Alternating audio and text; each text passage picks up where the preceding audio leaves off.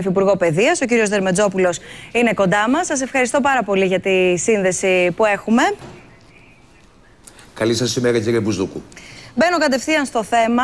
Έγινε ο αγιασμός τις προηγούμενες ημέρες. Το θέμα είναι πού βρίσκονται τα κενά και με τι ρυθμούς προχωράει και η διαδικασία κάλυψης των κενών. Καταρχήν, έγινε αγιασμός σε όλα τα σχολεία της χώρας? Καταρχάς, να ξεκινήσουμε λοιπόν από τα ευχάριστα. 11 του μήνα του Σεπτεμβρίου, πριν 5 μέρες δηλαδή, έγινε αγιασμός σε όλα τα σχολεία της χώρας. Ξέρετε ότι όταν πριν από 3 μήνες αναλάβαμε την ηγεσία του Υπουργείου Παιδείας, ο κ. Λοβέρδος, εγώ και ο κ. Κουκοδήμος τότε, είχαμε το πρώτο μας και μοναδικό άγχος και μέλημα είναι τι πρόκειται να συμβεί στις 11 Σεπτεμβρίου. Εάν θα ανοίξουν φυσιολογικά τα σχολεία, αν θα γίνει δηλαδή αγιασμός παντού σε όλα τα σχολεία. Και δεύτερο, με τι όρους και συνθήκες θα ξεκινήσει η λειτουργία τους. Για πάμε λοιπόν στους όρους και στις συνθήκες. Τόσο όσον αφορά την υλικοτεχνική υποδομή, που αφορά βιβλία, εξοπλισμούς κτλ., τα οποία λυθήκαν πολύ γρήγορα και άμεσα, όσο κυρίως και πιο δύσκολα το θέμα των κενών τα οποία υπάρχουν. Ήταν λοιπόν ένας αγώνας και αντοχής και αγώνας δρόμου. Τώρα, για να δούμε συγκεκριμένα, λοιπόν, να ξεκινήσουμε αν θέλετε από την πρωτοβάθμια εκπαίδευση. Να δούμε λοιπόν εδώ σήμερα, 16 Σεπτεμβρίου, πόσα κενά υπάρχουν. Λοιπόν, ακούστε κάτι. Όταν ξεκίνησε πριν 5 μέρες σχολική χρονιά, είχαμε, θα σας μιλήσω για σύνολο πρωτοβάθμιες και δευτεροβάθμιες, 127.000 εκπαιδευτικούς, οι οποίοι είναι οι μόνιμοι εκπαιδευτικοί, οι οποίοι στελεχώνουν όλα τα σχολεία της χώρας μας. Δημοτικά, νηπιαγωγεία, γυμνάσια, λύκεια. Μάλιστα. Από εκεί και μετά υπήρχε ένας μεγάλος αριθμός κενών, τον οποίον τον είχαμε προσδιορίσει χονδρικά στην αρχή της δουλειάς που ξεκινήσαμε, όπου τότε υπολογίζαμε περίπου 22.000. Τι έπρεπε να κάνουμε?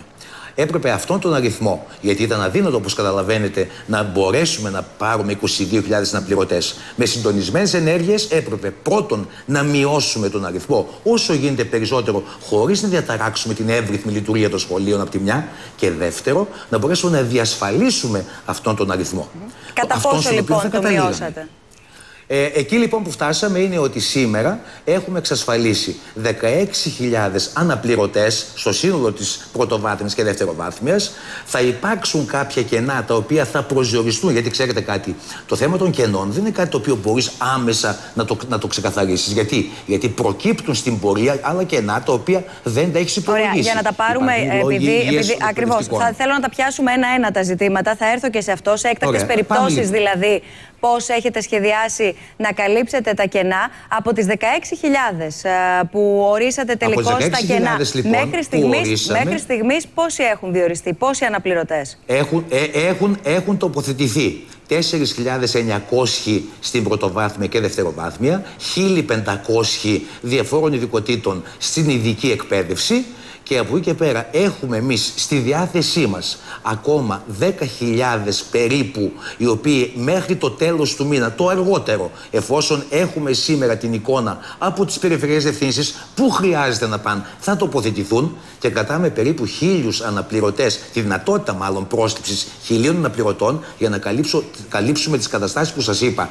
Πρόωρες συνταξιοδοτήσεις, άδειες, λόγους υγείας, επαπειλούμενες κοίησεις. Έτσι λοιπόν προβλέπουμε ότι για πρώτη φορά φέτος, μέσα στο πρώτο δεκαήμερο το αργότερο του Οκτωβρίου, θα έχουμε καλύψει όλη αυτή την μεγάλη υπόθεση των κενών. Θέλω να σας ρωτήσω, ποιο ήταν το κριτήριο από 22.000 να ρίξετε τον αριθμό στις 16.000, δηλαδή να κρίνετε ότι χρειάζονται λιγότεροι αναπληρωτές, χωρίς, όπως είπατε, να διαταραχθεί ο τρόπος διδασκαλίας και η λειτουργία, η εύρυθμη λειτουργία? Ναι, κοιτάξτε κάτι. Κάναμε κάποιες κινήσεις οι οποίες έπρεπε να γίνουν. Το ένα ήταν ότι μειώσαμε τον αριθμό των αποσπάσεων, δηλαδή των εκπαιδευτικών, οι οποίοι φεύγουν από την τάξη και πάνε σε διάφορους φορείς του Υπουργείου Παιδείας, και οι οποίοι, αν θέλετε, πάλι επιτελούν έργο, αλλά επειδή θεωρήσαμε ότι κυρίαρχο είναι το να είναι ο εκπαιδευτικός στην τάξη, μειώσαμε τον αριθμό αυτών που αποσπώνται στους απαραίτητους και απολύτως αναγκαίους για αυτή την υπόθεση. Εδώ όμως έρχονται... λοιπόν κάπου... Ναι, παρακαλώ, ολοκληρώστε. Όχι, παρακαλώ, πείτε μου. Έρχονται αρκετοί γονείς και παραπονιούνται, εύλογα θα έλεγε κανείς, ότι συνοστίζονται πολλοί μαθητές, περισσότεροι μαθητές μέσα στις τάξεις, ακριβώς επειδή δεν υπάρχουν δάσκαλοι ή καθηγητές, εν πάση περιπτώσει, άρα αυξάνεται ο αριθμός των μαθητών. Ναι, να σας πω κάτι. Δεν υπερβαίνουμε καταρχάς αυτό που ο νόμος ορίζει. Τι ορίζει ο νόμος? Ο νόμος ορίζει ότι στην πρωτοβάθμια ο μέγιστος αριθμός είναι 25 παιδιά με συν 10% δυνατότητα, συν πλην 10% δυνατότητα αύξηση ή μείωση των παιδιών και 27 στη δευτεροβάθμια.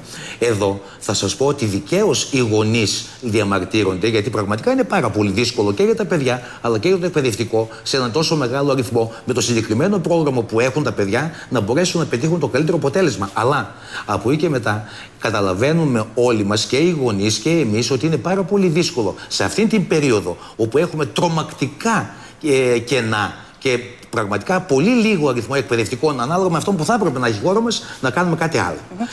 Ένα άλλο λοιπόν που κάναμε είναι ότι δώσαμε παράλληλες αναθέσεις σε πάρα πολλούς καθηγητές, έτσι ώστε να μπορούν να διδάξουν κάποια άλλα μαθήματα και να συμπληρώνουν το ωράριό τους, έτσι ώστε να έχουμε έναν εκπαιδευτικό που να μην κάνει 13 ώρες μάθημα λόγω χάρη την εβδομάδα και μετά να διατίθεται κάπου αλλού. Εκμεταλλευόμαστε λοιπόν όλο αυτό το δυναμικό χωρίς να του διαταράσουμε και του εκπαιδευτικού το ωράριό του, έτσι ώστε να έχουμε την καλύτερη αξιοποίηση του προσωπικού μας. Κατά κύριο λόγο, πού υπάρχουν αυτή τη στιγμή τα μεγαλύτερα κενά? Θέλω να μας δώσετε δηλαδή τα πιο έντονα προβλήματα εντός του λεκανοπεδίου που εμφανίζονται, αλλά βεβαίως και στην ευρύτερη περιφέρεια.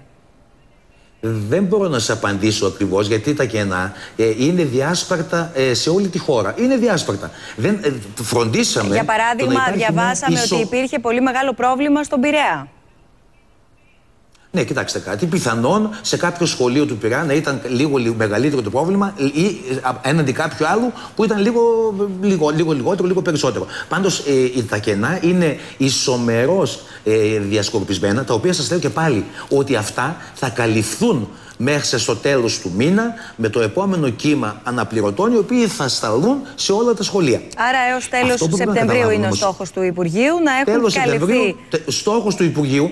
Και θα σας πω και κάτι άλλο, κύριε Μπουζούκου, ότι μέχρι στιγμής οι στόχοι που θέσαμε στο διάστημα αυτό της τρίμηνης λειτουργίας έχουν όλοι πραγματικά εντός των χρονικών ορίων που βάλαμε έχουν πραγματοποιηθεί. Θα μου επιτρέψετε θα μου επιτρέψετε να σας ρωτήσω μια ερώτηση η οποία δεν αφορά εσάς προσωπικά, αφορά όμως το Υπουργείο Παιδείας γενικά τα τελευταία χρόνια. Για ποιο λόγο θα πρέπει να ανοίγουν τα σχολεία και να τρέχει το Υπουργείο από πίσω να καλύψει ό,τι μπορεί να καλύψει στο επίπεδο των κενών? Αυτή η ερώτηση που μου κάνετε για αφορά το Υπουργείο Παιδείας την έχει κάνει και ο κύριος Λοβέρδος και εγώ προσωπικά στις κατηδίαν συζητήσεις μας. Για ποιο λόγο δηλαδή να έχουμε φτάσει σε αυτό το σημείο? Θα σας πω λοιπόν, η απάντηση που δίνουμε είναι εξής. Έχουμε τα τελευταία χρόνια, από το 2008 και εδώ, 6 χρόνια δηλαδή κατά σειρά, όπου δεν έχουν γίνει ουσιαστικά διορισμοί μέσα στο Υπουργείο Παιδείας εκπαιδευτικών. Και τι φαινόμενο παρατηρείται, κύριε Μπουζούκου? Να έχουμε εκπαιδευτικούς οι οποίοι φεύγουν από την ενεργό υπηρεσία λόγω συνταξιοδότησης, λόγω του ότι έχουν τερματίσει τον επαγγελματικό τους βίο και δεν αντικαθίστανται.